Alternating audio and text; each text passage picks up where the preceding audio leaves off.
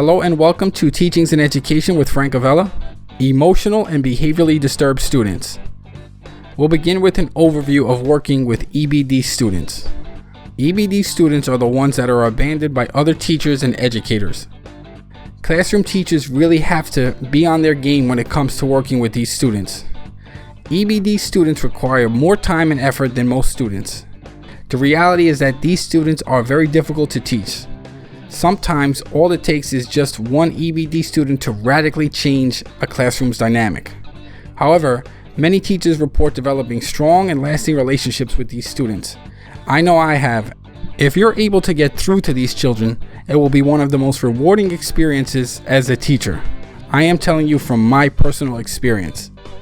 And as crazy as it sounds, they often become a teacher's favorite student because you make such a difference in their lives. Right now, I'm going to get a little technical and talk about how to define emotional and behavioral students. Children must exhibit the following characteristics over a long period of time and to a degree that is adverse to their own education.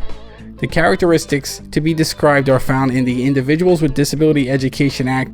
These children have an inability to learn that cannot be explained by intellectual, sensory, or health factors. They may have a general pervasive mood of unhappiness or depression.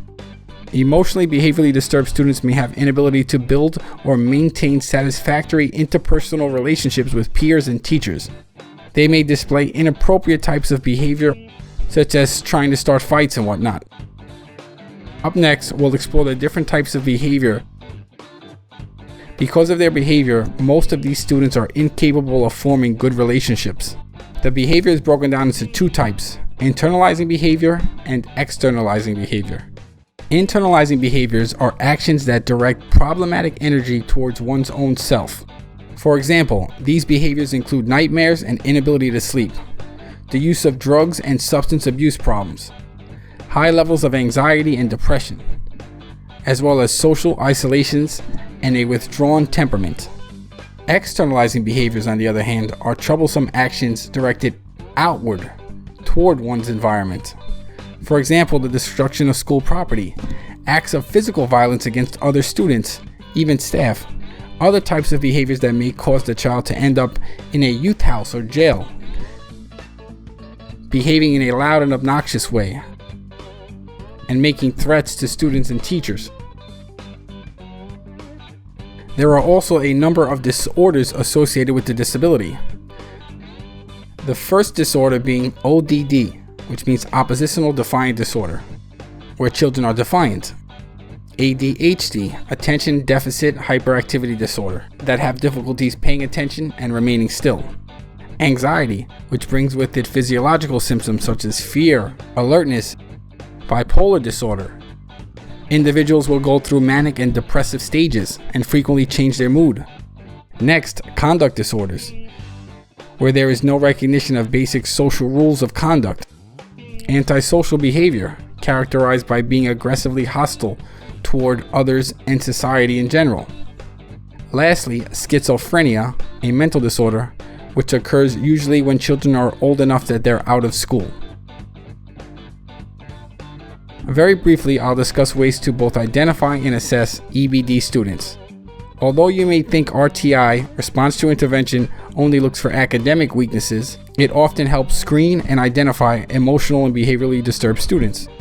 FBAs, functional behavioral assessments, are used to identify root causes of behaviors. Now, I have two full videos on both RTI and FBAs if you want to get into detail. But right now, let's take a look at some different teaching strategies or guidelines for working with EBD students. First thing is first, you must be using effective and sound classroom management practices. All teachers must have a clear set of rules. These rules must be posted somewhere in the classroom and written as positive statements. Next, have consistent consequences for your students. Call them out when they are doing wrong and deliver consistent and appropriate responses. You need to have engaging lessons. Relationships are one of the most important parts of classroom management, possibly the most important. Also, provide differentiation of instruction. Students require challenging yet achievable work, or they will act out.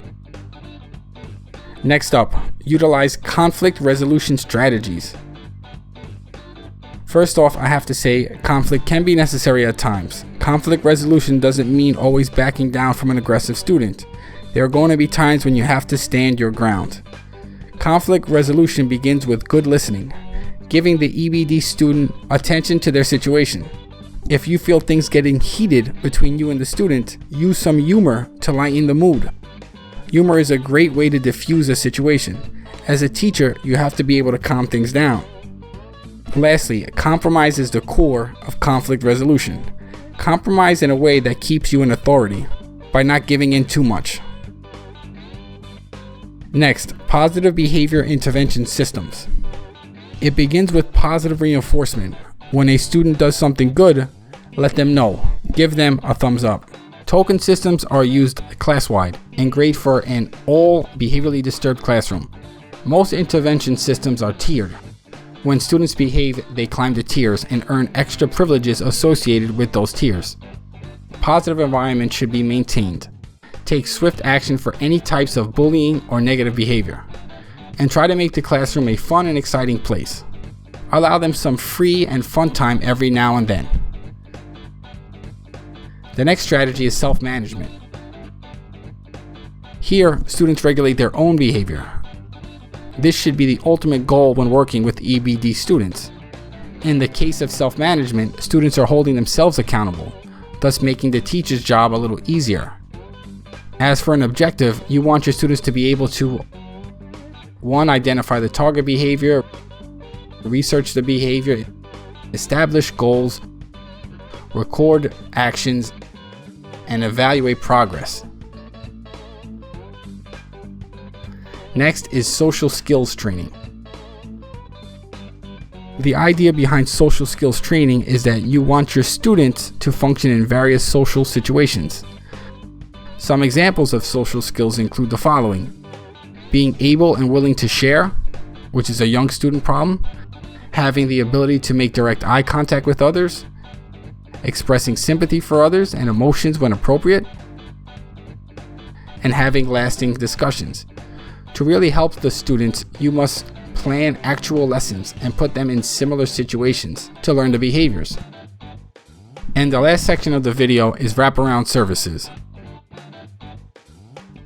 Wraparound Services bring together all the meaningful people in a child's life where they team up and set the goals, discuss plans, and have interventions. Wraparound services are essentially your last resort. The team usually consists of teachers, parents, coaches, relatives, and administrators. The team creates goals and plans to ensure the student is successful in the classroom, and it's an all-hands-on-deck idea. Wraparound services also encompass the child's life outside of the school.